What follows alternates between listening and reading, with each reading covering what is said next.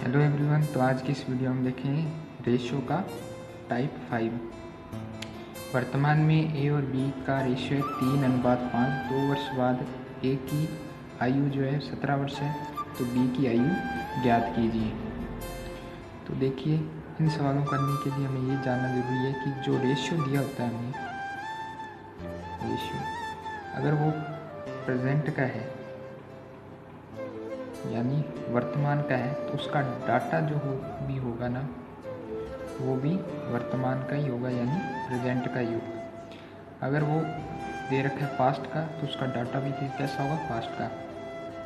यहाँ में दे रखा है वर्तमान, ये साइन दर्शाता है वर्तमान को। ए और बी का अनुपात कितना है हमारे पास, 3:5। ये है वर्तमान। अब इसने कहा है 2 वर्ष बाद ए की आयु 17 वर्ष होगी। यहाँ से 2 वर्ष बाद ए की आयु हो जाएगी 17 वर्ष।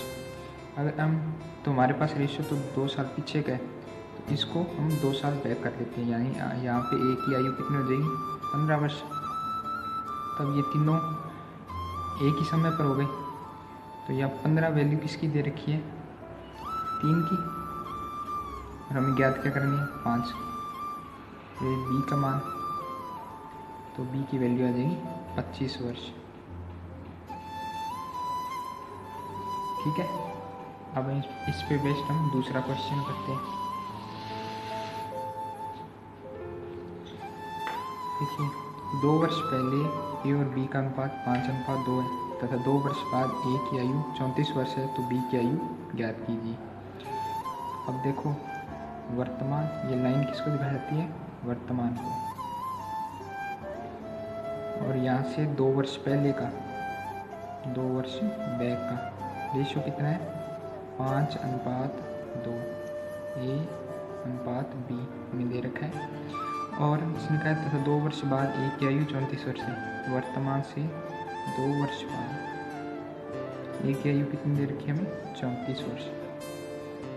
तो हमारे पास एज तो दे रखी है 2 साल, वर्तमान से 2 साल बाद की, और रेशियो में 2 साल पीछे का, तो हमें एज को पीछे लेके जाना पड़ेगा।